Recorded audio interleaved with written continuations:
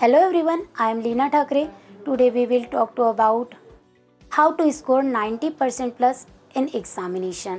तो बेटा आज हम लोग बात कर रहे हैं केमिस्ट्री की और केमिस्ट्री में हमें स्कोर करना है तो इसके लिए क्या करना होगा। तो हम लोग क्या देखते हैं कि इसमें एनसीईआरटी पढ़नी है, आपको एनसीईआरटी पढ़नी है। तो एनसीईआरटी में हम लोग क्या देखते हैं कि हमारे पास चैप्टर्स है और उन चैप्टर्स को हमने 3 पार्ट में डिवाइड किया हुआ है, ऑर्गेनिक, इनऑर्गेनिक एंड फिजिकल। तो बात करते हैं सबसे पहले फिजिकल केमिस्ट्री की। फिजिकल केमिस्ट्री की बात करें तो हमारे पास फिजिकल केमिस्ट्री में 3 चैप्टर्स है, सॉल्यूशन, इलेक्ट्रोकेमिस्ट्री, केमिकल काइनेटिक्स।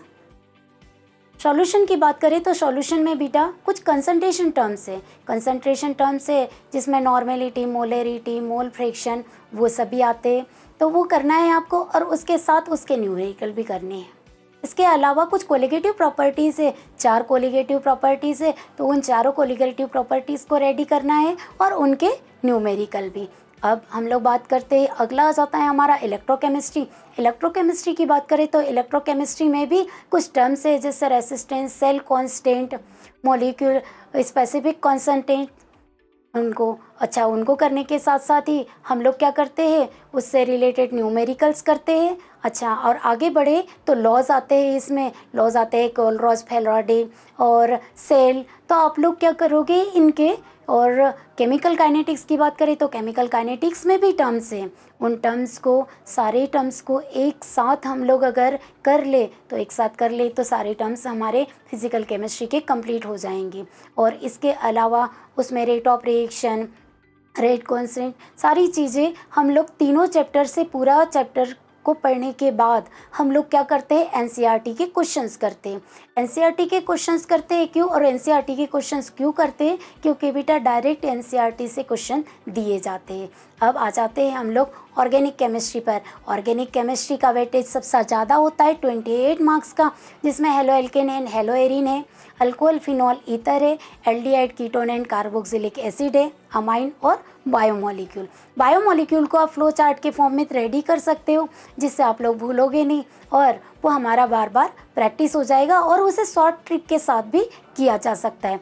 बाकी बचे हुए जो चैप्टर्स हैं हमारे, halo alkane, hello Erin, alcohol, phenol, ether, aldehyde, ketone, carboxylic acid और अमाइन, इनको आप देखोगे तो क्या देखोगे, इसमें preparation method, physical and chemical property. तो बेटा इन तीनों को प्रॉपरली आप लोगों को कर लेना है। अब जब ये तीनों कर लोगे तो इसके बाद हमारे पास क्या बचा हुआ है, एनसीईआरटी के क्वेश्चंस लगाते हैं। अब जब हम लोग एनसीईआरटी के क्वेश्चन लगाते हैं तो प्रॉपरली हो जाते हैं। अब एनसीईआरटी के क्वेश्चन लगाने के बाद हम लोग क्या करते हैं, इसमें आई हुई सारी नेमिंग रिएक्शन एंड कन्वर्जन कर लेते हैं।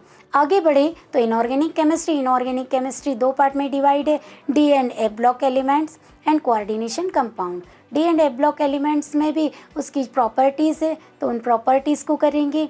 और इसके अलावा डी और एफ में डिफरेंस, लेंथेनाइड एक्टेनाइड में डिफरेंस, तो ये कर लेंगे। और इसके अलावा जो बचे हुए टॉपिक है वो आप लोग प्रॉपरली कंप्लीट कर लोगे।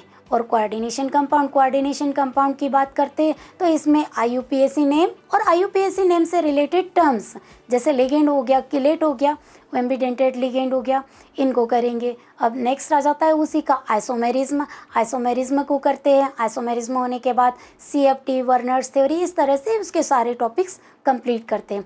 अब इसके टॉपिक कंप्लीट करने के बाद हमारे ये तीनों जो फिजिकल केमिस्ट्री, ऑर्गेनिक केमिस्ट्री और इनऑर्गेनिक केमिस्ट्री, तीनों का 10 चैप्टर्स है, 10 चैप्टर्स 70 मार्क्स कंप्लीट हो जाते हैं।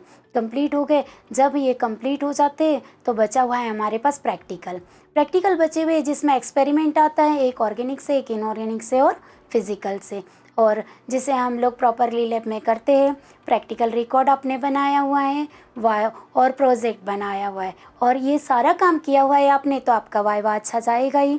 अब थ्योरी और प्रैक्टिकल दोनों 70 + 30 100 मार्क्स हो जाते हैं। तो 100 मार्क्स हो जाते हैं तो हम लोग 90+ मार्क्स ईजीली ला सकते हैं। तो हम लोग अब इजीली लाने के लिए स्कोरिंग फार्मूला है हमारे पास। स्कोरिंग फार्मूला के लिए हमने क्या किया हुआ है, एनसीईआरटी के ऑल क्वेश्चंस किए हुए हैं और टॉपिक वाइज उसे पढ़ा हुआ है। अब हमने देखा बेटा उसको करने के बाद हमारे पास ऑर्गेनिक केमिस्ट्री का वेटेज सबसे ज़्यादा था 28 मार्क्स का, जिसमें नेमिंग रिएक्शन थी। उन नेमिंग रिएक्शन को अलग से निकाल लेते हैं और शॉर्ट ट्रिक के साथ लर्न भी कर लिया है, हमने बार बार प्रैक्टिस किया हुआ है। तो इसके बाद आ जाता है कन्वर्जन। कन्वर्जन के लिए इंपॉर्टेंट इक्वेशन हमने प्रॉपरली की हुई है और कन्वर्जन को भी प्रॉपरली किया हुआ है। अब ये सारे काम करने के बाद फिजिकल और इनऑर्गेनिक का भी हमने प्रॉपर न्यूमेरिकल के साथ किया हुआ है। तो आप लोग क्या करोगे, अब आपके पास 3 मंथ्स का समय बचा हुआ है। मान लो आपका कोर्स पूरा कंप्लीट हो चुका है नवंबर में,